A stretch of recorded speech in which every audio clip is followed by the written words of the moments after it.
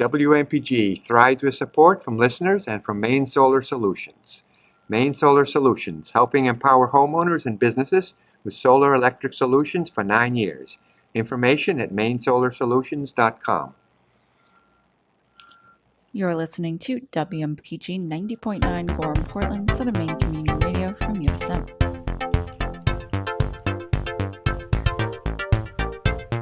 Live from the Orion Cygnus arm of the Milky Way galaxy, this is Scientifically Speaking, a weekly half-hour program devoted to elegant curiosities, and I am one of your hosts, Sarah Chang, and joining me, as always, is Bernie Ryan, DJ Star Watcher. How are you, Bernie? Yes, hi, Sarah. Very good. Thank you. Bernie's our professor of the Astronomy Lab here at USM and our local protector of the night skies. Reach out to us at WMPG Scientifically Speaking at gmail.com or on Twitter at WMPG SciSpeak. And you can head over to WMPG.org to find the last 5 weeks of archives of all of your favorite shows, including this one. And Bernie, today is our special Bagathon episode of the spring. So please let our listeners know what they can expect when they look up in the night sky for this coming week. Yes, okay, certainly. So this will be Friday, March 25th. So you're going to have a last quarter moon, which will come up around 2 in the morning.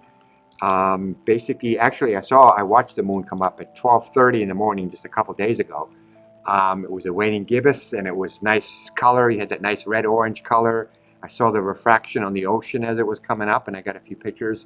So you can see you don't have to just watch it come up when it's full. You can actually watch it into the last quarter phase, too.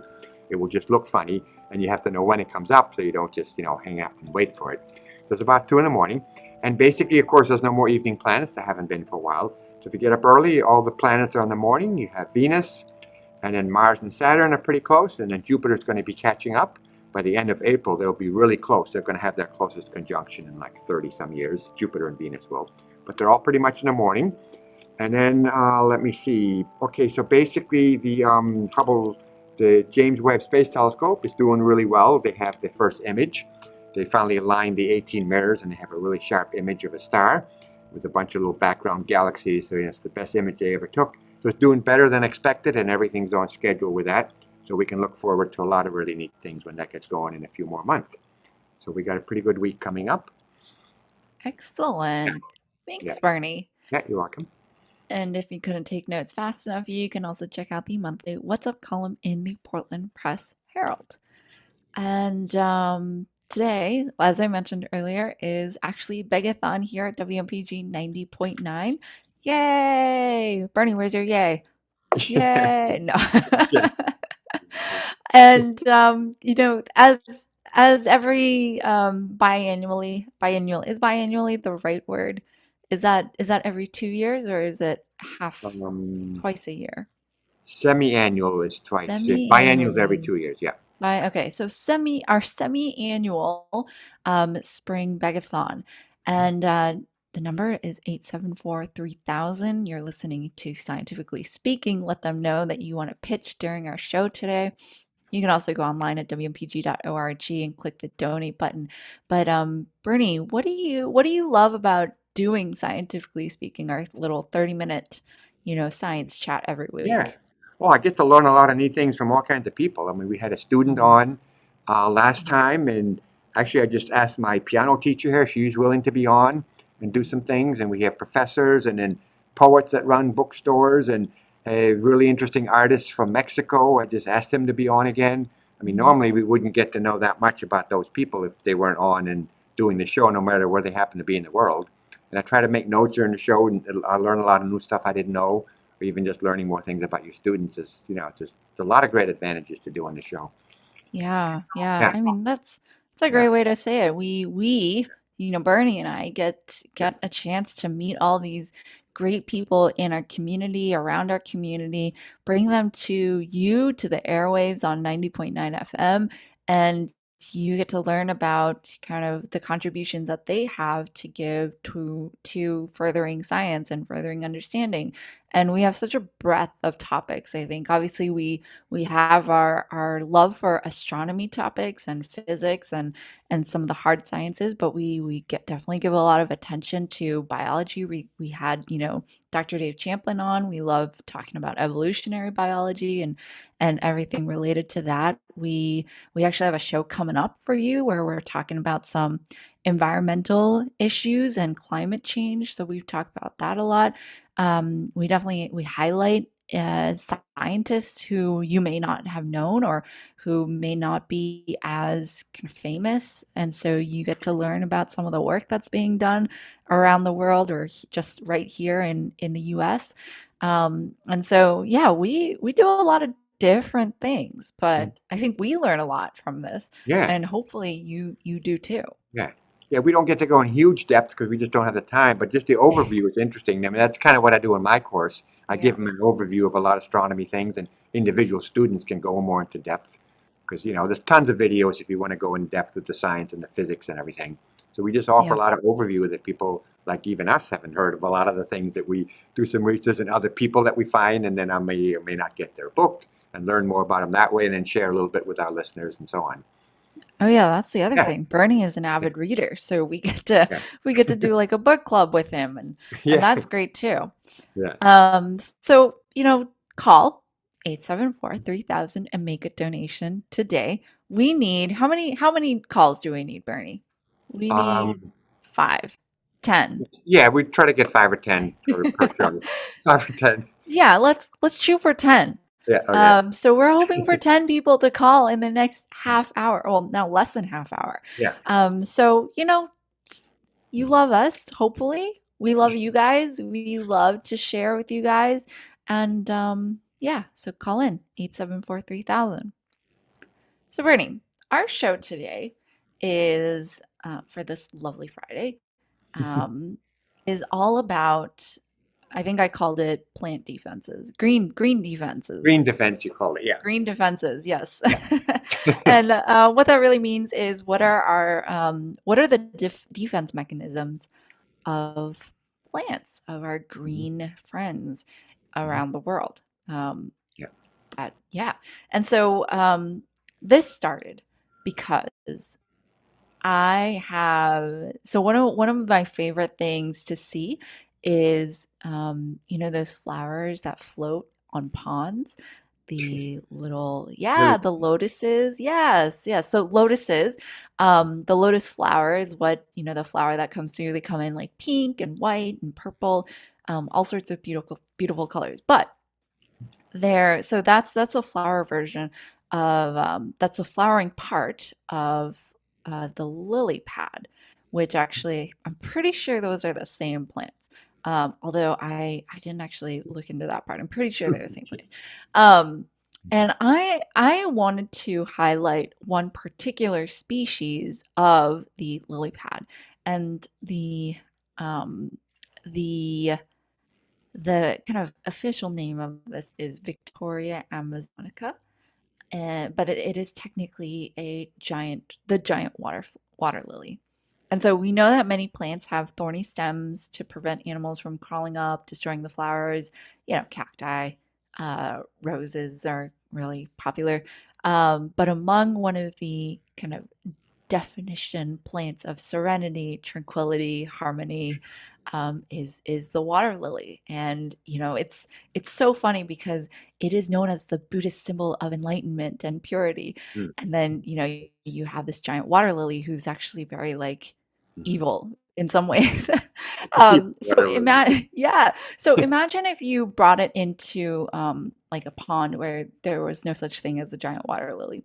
lily. What'll happen is that so the giant water lily is the largest of the water lily family.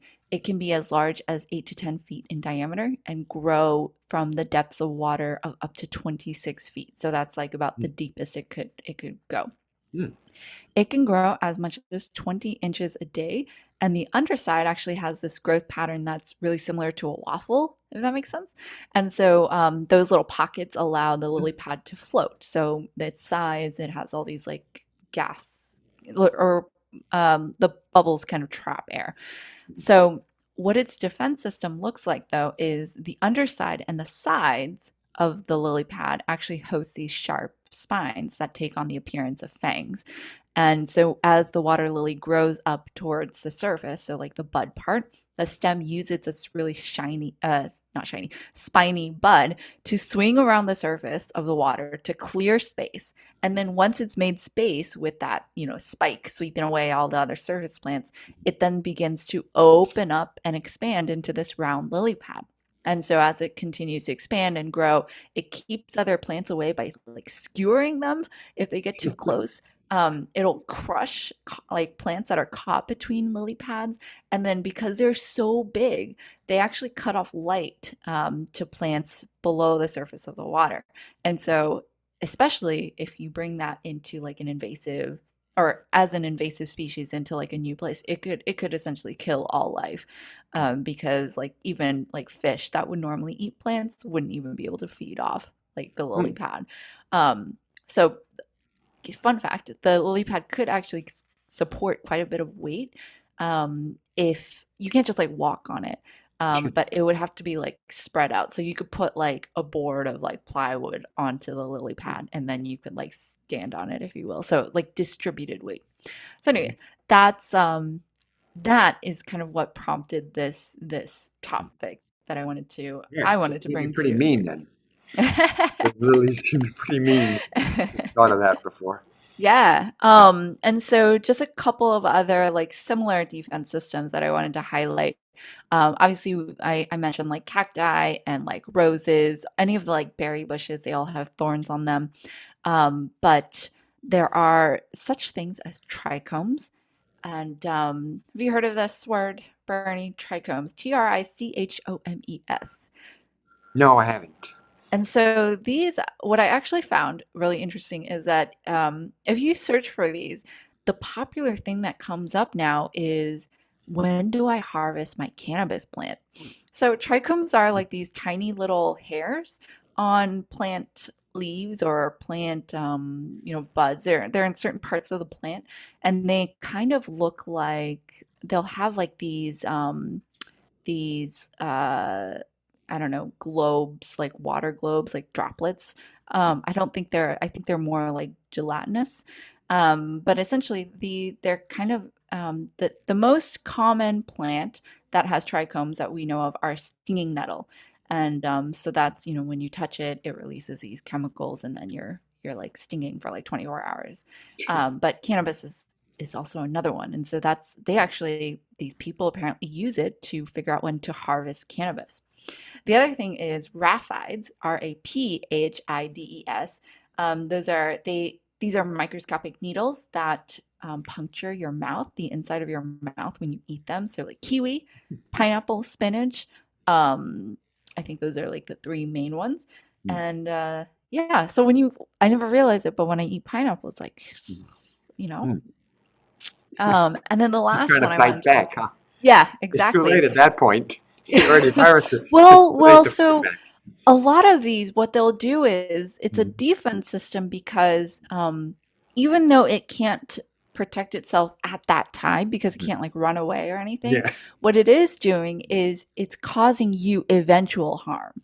And so the puncturing inside your mouth is like literally lesioning the inside of your mouth, exposing you to like potential toxins.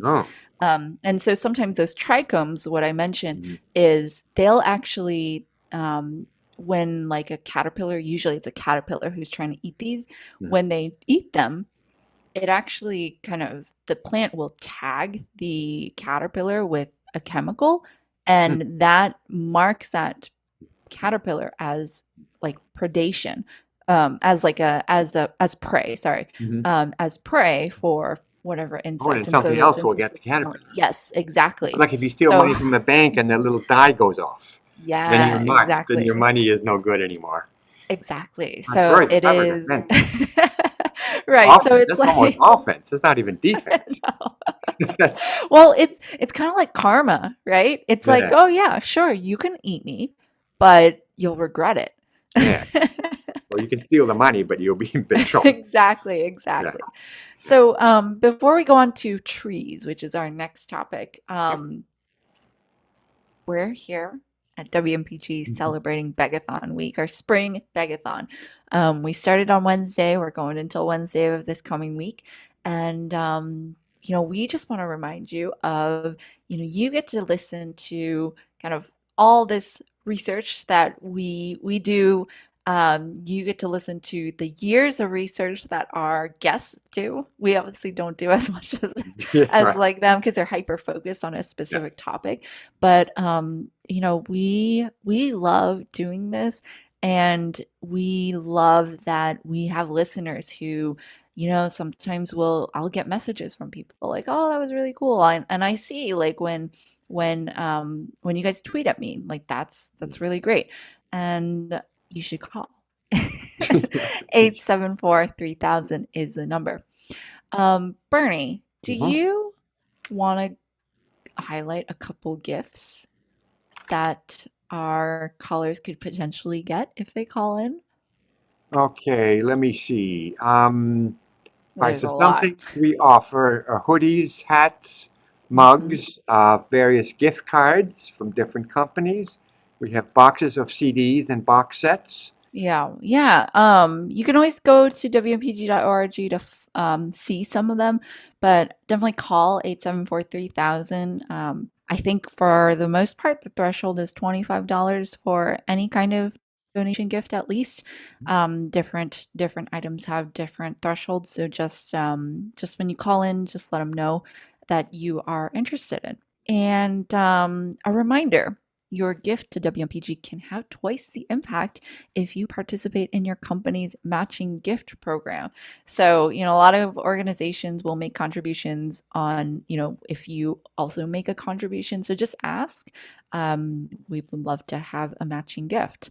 And there's more details on that on wmpg.org, where you can also make a donation. So 874-3000. So Bernie, Yeah, how trees kind of have like a network between each other is to like communicate and to communicate dangers, yeah, and that there's yeah. something There's that been a lot yeah. of new research done on that and several new books. I've read some of them and watched some other videos about them just in the last few years. So one is called The Hidden Life of Trees. Mm. Another one is called The Secret Life of Trees. And then there's one that gets more into, Which how well, are they very different? different. How Well, does yeah, I hidden know, but one it secret? is. So they're just learning of all these new ways that trees communicate. It's not always just, sending out chemicals to get rid of other trees like those vicious lilies you were talking about. Actually, a lot of cooperation, and then trees cooperate with the Mhm. fungi. And I read a great new book just recently by Merlin Sheldrake called Entangled Life. And Mm. then the subtitle for that book is How Fungi Make Our Worlds, Change Our Minds, and Shape Our Futures.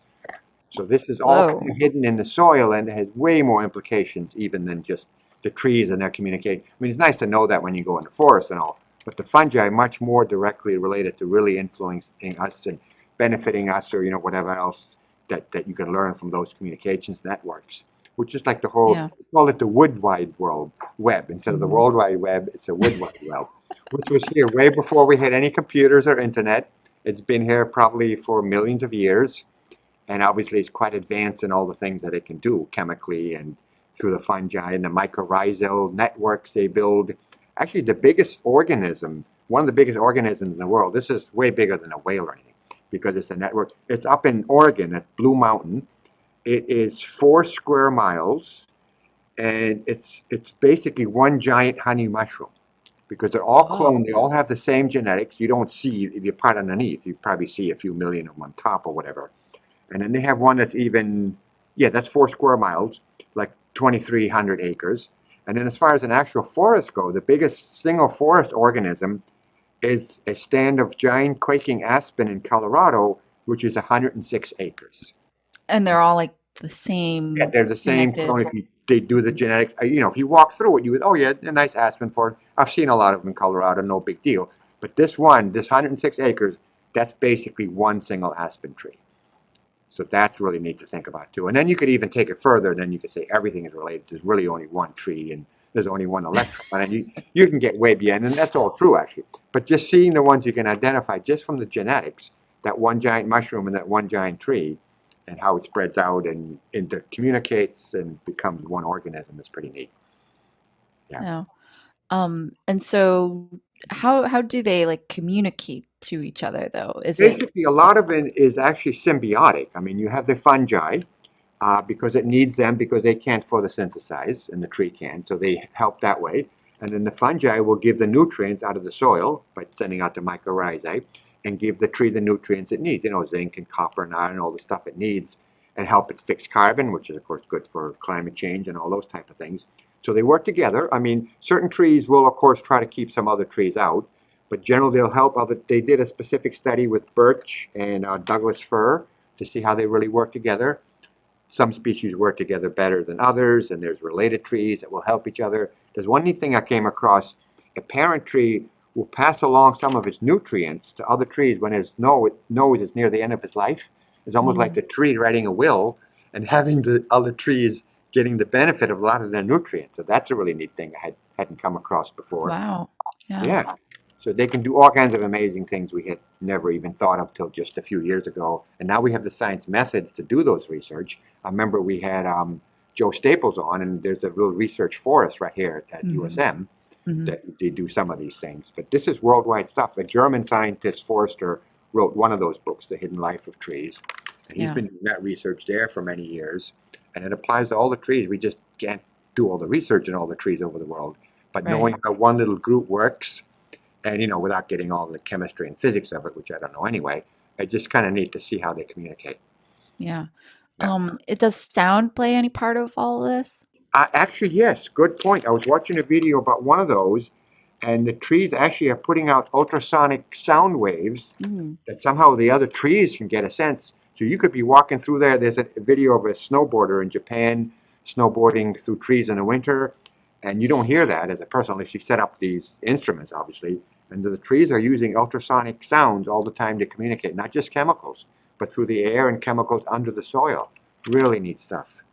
Huh.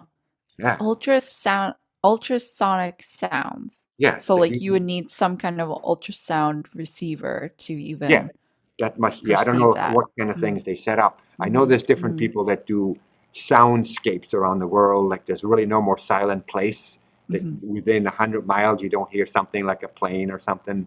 And Mhm. that's a whole Mhm. nother thing because that's sound that we can pick up. But the ultrasonic sounds that trees put out, which I didn't know till I just found that video a few days ago, that's pretty neat stuff too going Yeah. on. And how does that does that relate at all to like I know you were kind of talking about man-made sounds, Yeah. but as far as like the sound of the earth Yeah, oh, right, goes? exactly. Yeah, good point. So the Earth has a natural frequency by itself. And this is not just astrology type stuff. Mhm. This is actual science. And it's seven, it's because some people, Reminder. they'll talk about crystals and everything else and give everything a frequency. That may or may not work. I don't know. I had a student who actually kind of does that. But so the Earth has a frequency 7.83 hertz. So that's certainly below what we could hear. But since it's actually interesting because I talked to a person who actually heard this. He gave a Sierra Club presentation to our club in Kennebunk before COVID. He spent several months up in Alaska trying to save that big Alaska preserve that the oil company is trying to get. And he heard this sound somehow. Huh.